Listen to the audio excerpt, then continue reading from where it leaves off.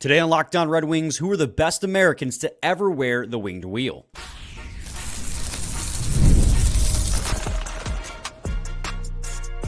You're Locked On Red Wings, your daily podcast on the Detroit Red Wings. Part of the Locked On Podcast Network, your team every day. Welcome back to the Locked On Red Wings podcast. We are your hosts, Brian Fisher and Scotty Bentley. I'm a former broadcast producer for 97.1 The Ticket, where Scotty is the host over at Locked On Tigers, as well as a freelance journalist for the Detroit News. And today's episode is brought to you by Game Time. Download the Game Time app, create an account, and use code LOCKEDONNHL for $20 off your first purchase. Also want to thank you guys for making Locked On Red Wings your first listen every day. We are free and available wherever you get your podcasts and on YouTube. Part of the Locked On Podcast Network, your team every day. Scotty, it'll be the 5th by the time people are listening to this. So happy 4th of July, happy 5th of July to everyone who's listening. This is our 4th of July episode.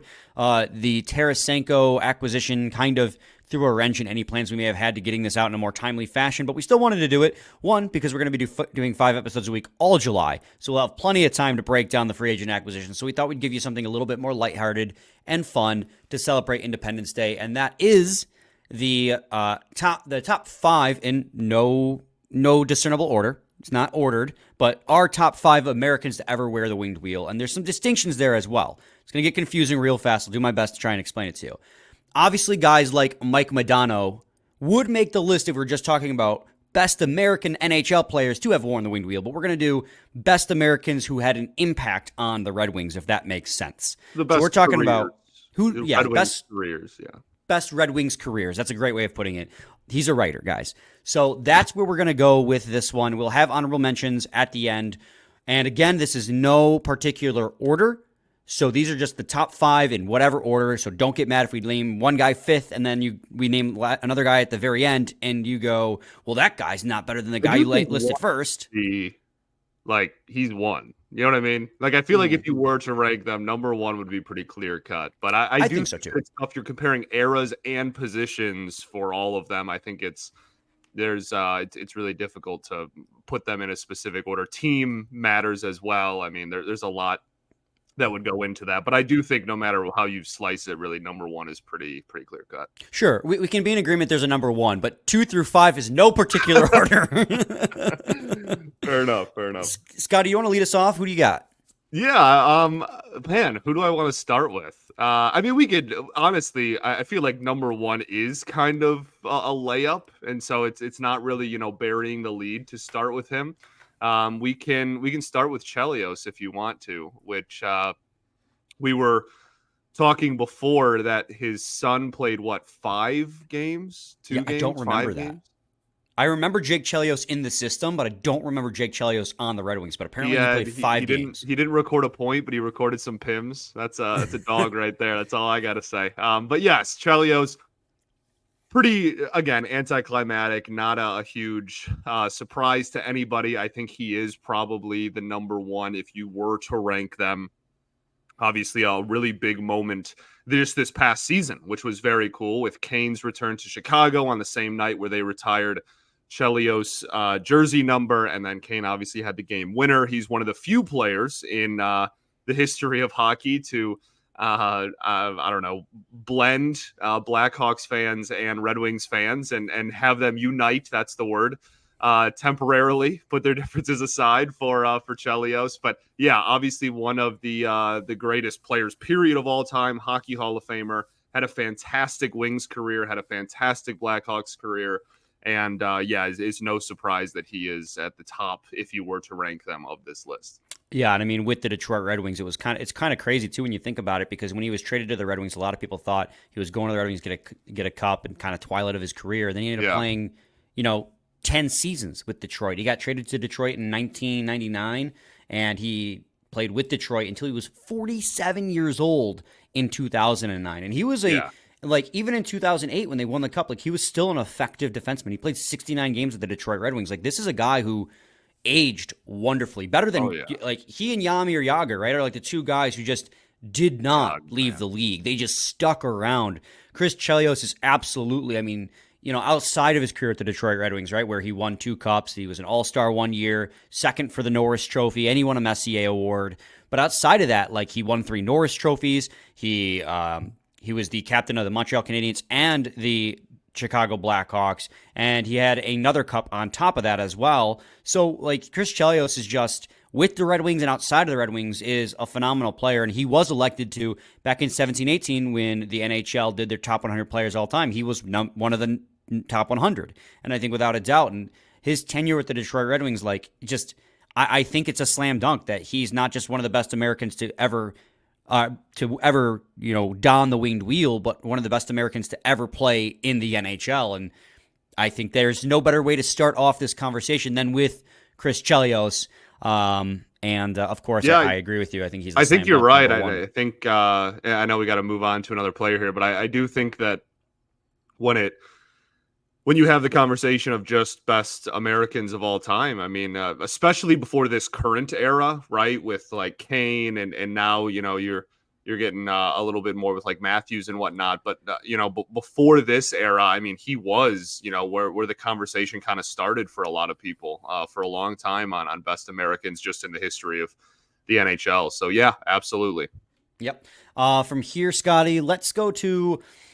let's stay with defense. I think this is another one that I don't think a lot of people will argue, and that is Brian Rafalski, Nick Lidstrom's partner. He played with the Detroit Red Wings from 07-08 to 2010-2011, just 4 seasons, but man, did he have an incredible impact on the Detroit Red Wings with that. That was the best top pairing in the NHL, and obviously being partners with Nick Lidstrom will make it so, but like let's not sell short how effective Brian Rafalski was with the Detroit Red Wings, especially in that run to the Cup in 2008. He got Lady Byng votes, he got Norris votes, pretty much all the prime years of his career. He is absolutely, I think, one of the top Americans to ever have played for the Detroit Red Wings. Yeah, for a guy who didn't make his NHL debut until he was 26 years old, to still have a career over 10 years is wildly impressive. And yeah, obviously spent the last 4 years of that career with the Red Wings and got Norris votes in 3 of those 4 years. The only year he didn't was obviously his last year in the NHL. And that is, again, a testament to the partner, but also very much a testament to Rafalski. I think he's one of the I don't know if overshadowed is the right word, but kind of unsung heroes of those teams. Was very, very productive, was a very important piece to those teams. And he's a dude named Brian from Michigan that's bald. So, like, obviously he's in good standing on this show. Right. And, I think that New Jersey, where he won 2... And a defenseman. I think New Jersey, where he won 2 cups as well, and Detroit are like the only 2 fan bases that really appreciate how sneaky good Brian Rafalski really was, because he was a legitimate top pair defenseman. Like, I don't want to undersell how good he was just because he was paired up with Nick Lidstrom. He was really, really freaking good. Yeah, and again, 2 top 10 Norris finishes for the Wings, and that was, his age 34 and 35 seasons. And like, that's again, another testament to him. Obviously had some big moments in the postseason as well. And yeah, just a very, very awesome addition to a team that was trying to get over the hump and trying to win a cup there. And to get him and still have him be as productive as he was, even in the later years of his career, I think is, absolutely kind of one of the unsung heroes of that team. And I think is absolutely a part of this list, no matter how you slice it. Yeah, I mean, he averaged 24 minutes, 23 minutes, 24 minutes on the ice between 2007 and 2010. Like, he and Nick Lidstrom were the guys. They were the guys. I miss him every day. He's not dead. He just doesn't play for the Red Wings anymore. Scotty, you want to head to a...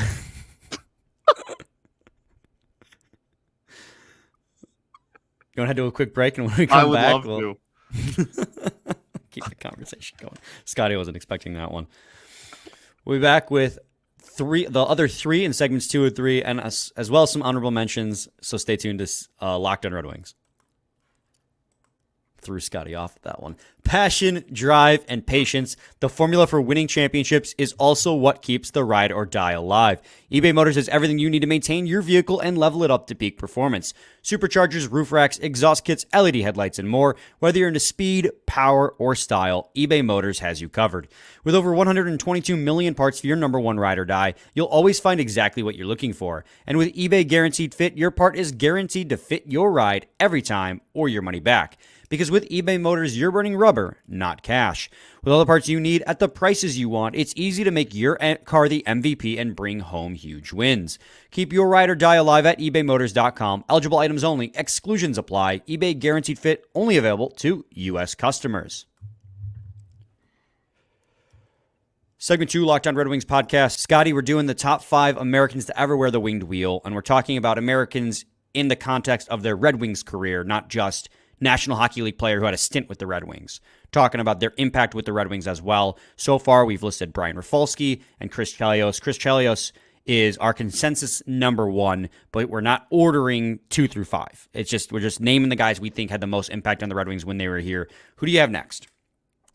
Yeah, I think there's obviously a few different places we can go here. I want to start with one that I don't think controversial is the right word, but definitely is an interesting loophole, maybe, if you will. I think let's go with Brett Hull. Obviously, the son of Bobby Hull, and Brett Hull was born in Canada. However, is dual citizen, was born and raised in Illinois because Bobby was playing for Chicago at that time. So, but again, like was born in Canada, but when he played, when Brett played for the national team, played for Team USA. So we are going to include him on here as, again, greatest American careers, I guess, in Red Wings history, even though, again, technically born in Canada. Only a 3-year career with the Detroit Red Wings, but a very, very impactful one at that, even though it was, again, at the very end of his career, but was a part of those teams that are, widely considered to be some of, if not just straight up, the greatest hockey teams ever assembled. And he is certainly a reason why in those games in his age 37 season had a 30-30 season, and his age 38 season almost had a 40-goal season, one of the most prolific goal scorers in NHL history. And despite the fact that it was only a 3-year stint with the Wings and it was at the very end of his career, does not take away from how impactful he was, how much of a piece he was on those incredible rosters, and the fact that I think he's a slam dunk to make this list. Yeah, I mean, his mother was American, and he, like you said, played for the U.S. national team. So, yeah, we can claim him. I think that's allowed. And, yeah, everything you said, I echo, right? He, helped bring and usher in Datsuk into the league. He played on that line with Datsuk in 2002, and they won that cup, and part of that really, really stacked hockey team. He's a 2-time cup winner outside of Detroit, or 2-time total, but 1-time cup winner outside of Detroit. He's won the Lady Byng. He won the Hart Trophy, 3-time All-Star. And a Pearson Award as well. I know we're not counting previous accolades with other teams, or else we'd have Mike Modano on our list. Honorable mention, spoiler alert. But like for sure, like he brought that kind of veteran presence. I mean, the impact he had on the game is insane too, because like you still see players try to mirror his game style. And by game style, I mean get to the slot and just unleash a cannon of a slap shot. Like, I don't know if you guys remember this, but the Red Wings used to have guys by the name of Timo Pulkin and Marty Ferk. Marty Ferk, who, by the way, is still getting NHL contracts. He just got, I can't remember who, but he just got a contract the other day. It might have been like the Devils or something. But he's still floating around, and like guys like that were inspired by guys like Brett Hull, who could just get to the circle and unleash bombs.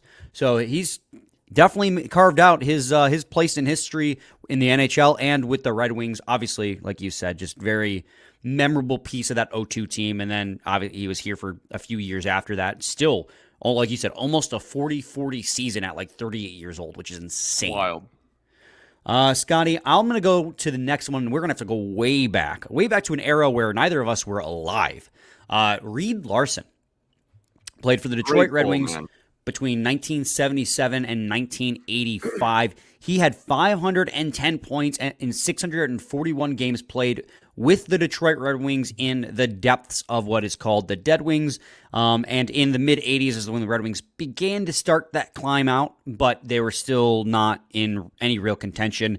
He was a consistent Red Wing for almost a decade, and he was nearly a point per game as well. Obviously, not going to lie to you guys, not like we've seen a ton of Reed Larson, but just the fact that there's a name that has come out of the Dead Wings era that still rests with Red Wings fans, I think also goes to say how much of an impact he had with the Red Wings, because of the fact that those teams didn't accomplish a whole heck of a lot, but now newer generations still know the name Reed Larson, and that means something. Yeah, honestly, this is I think Reed Larson, if you're talking about impact within the organization, is up there towards the top of the players that we are going to mention today. I mean, this is a guy who, like you said, at one point really rivaled a point a game, was close to a point a game as a defenseman on a horrible team, and that's the part we got to know. Like, he was a defenseman putting up these numbers. That's right. How yeah, impressive exactly. it was. Like that it cannot go, just without mention. Was absolutely phenomenal and was the anchor and was one of the only good, long-term legitimate pieces on those, like you said, on those Dead Wings teams. I think that if you're talking about, impact within a certain era or impact on a team, I mean, he's up there towards the top, if not at the top.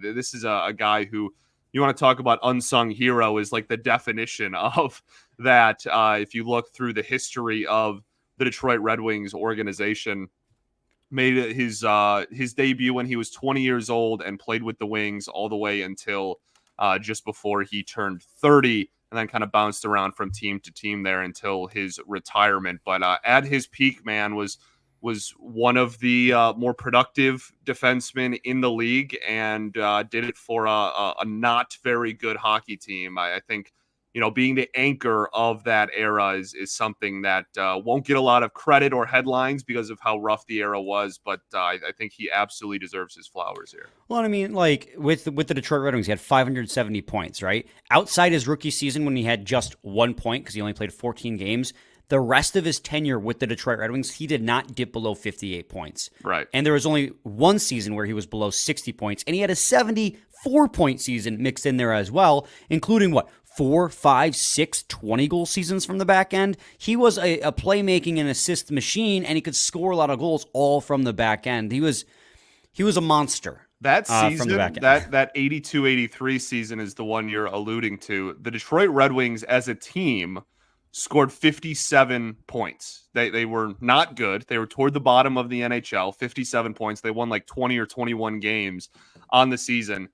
Larson played in every single game, had 74 points, and was, I say, only a -9. Like, for a team that's that bad, to be a defenseman, be almost point a game, and be around net zero in terms of plus minus is absolutely nothing short of phenomenal. Was an all-star very often throughout this. Got Norris votes, 4 or 5 times. 3 or 4 times in his career, was in the top 5 in the Calder his rookie season. I mean, one of the again, more kind of unsung heroes if you look through the cracks of Red Wings history, just because there wasn't all the team success that a lot of the other Red Wings greats have. Absolutely. We're going to do another quick break. When we return, we'll wrap up with our honorable mentions and then one more name on our list. We'll see if you guys can figure it out. Stay tuned for that in segment 3 of Locked On Red Wings. It's a good segue. Thanks, buddy. Segment 3, Locked On Red Wings podcast. All right, Scotty, you want to do honorable mentions first? Like, really drag out who the final person on our list is? Sure. Sure. I already spoiled one, was Mike Modano.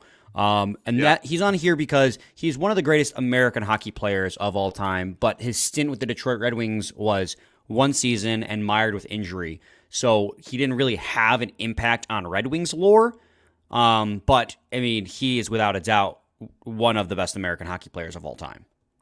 Absolutely. Yeah, no, I think that's a good place to start there. I think, honestly, I mean, there's a few conversations that are similar to that one, right? Like you can already throw, if you're doing it in with that mindset, you can already throw Patrick Kane in there, right? Like that's Right. obviously only has half a season under his belt as a Detroit Red Wing, assuming health, that'll be a season and a half after this year. But it is obviously one of the greatest American-born, some people think the greatest American-born hockey player of all time, and has rocked the wing wheel. So, in a similar conversation to him, I think Patrick Kane is in a similar vein there. Mark Howe, Hockey Hall of Famer as well, played 122 Sure. games with the Detroit Red Wings at 64 points. Just wasn't quite long enough of a tenure and didn't win any cups or anything on any notable trophies. I mean, Reed Larson didn't either, but he had like a 10-year career with the Detroit Red Wings. For sure, So yeah. I think that kind of is the differentiator there.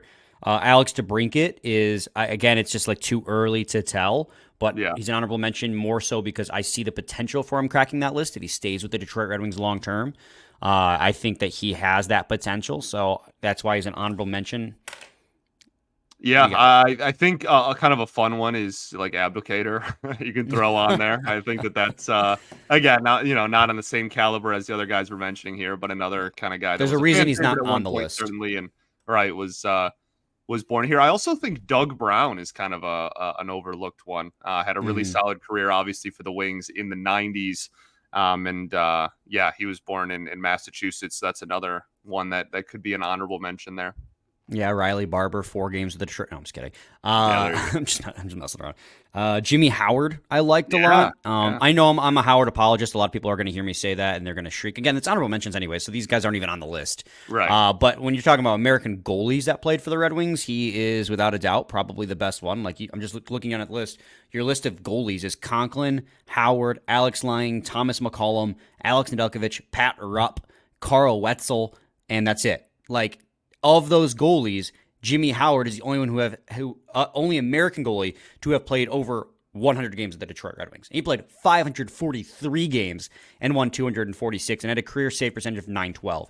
I know a lot of Red Wings fans don't look favorably on his tenure because that was when the Red Wings team really started to decline when he was the starting goalie, and then his career ended a lot with injury. But I think he deserves a spot in the honorable mentions because across his career, he was a on solid Team goalie. USA in the TJ Oshie year. That picture still haunts me. Those eyes. I see them when I see them. Same. Do you have any more honorable mentions? Matthew Schneider? Yeah, good pull. Yeah, Matthew Good pull. Schneider. I think he was the partner of Nick Lidstrom prior to Brian Rafalski ultimately left in free agency. I really liked him and his tenure with the Detroit Red Wings, but yeah, not much more than an honorable mention. Scotty. Our final guy here, right? We got one more guy, and I think if you're, a Red Wings fan, as I would hope you would be listening to this, it should be pretty obvious because there's a name we have yet to say. Now, this is not our number one. Remember, Chelios was our number one. 2 through 5 are not in any particular order. But I will say there is a pretty big possibility he could be in the conversation for number one by the end of his career. And that is Yeah, honestly, Larkin. I think that not only is there a good possibility, but assuming health, I think it's pretty darn likely that when it's all said and done, Dylan Larkin is probably going to be the best American-born Red Wing career we will have. I mean, we'll see what he's still relatively young, still pretty young just in general. Still got a lot of years, hopefully, with the Red Wings left. We'll see how the career shapes out, what he accomplishes and whatnot. Obviously, Chelios has a lot of hardware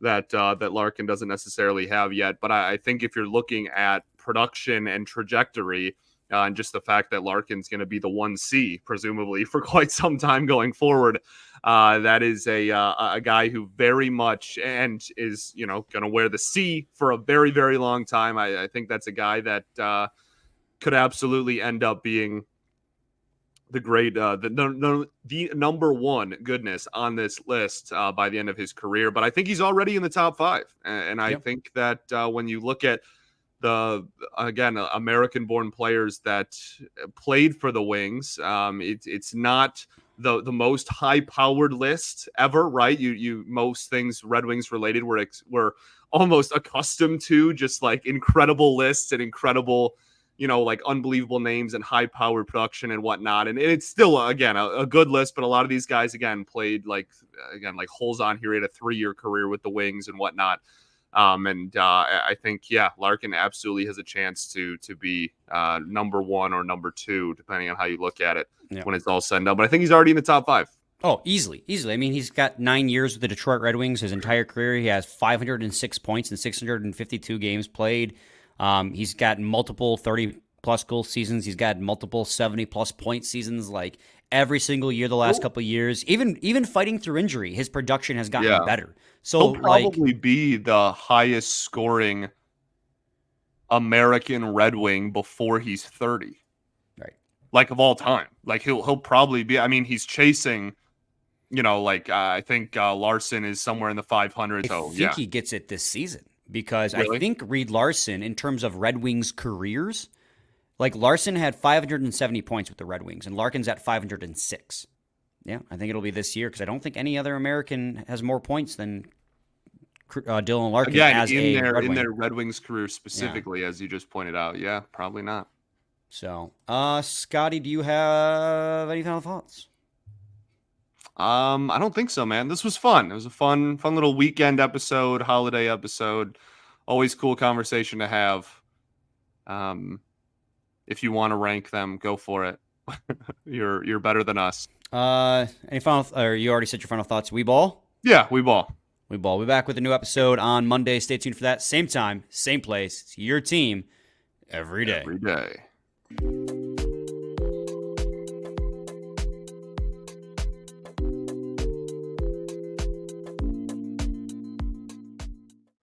Very sneaky of the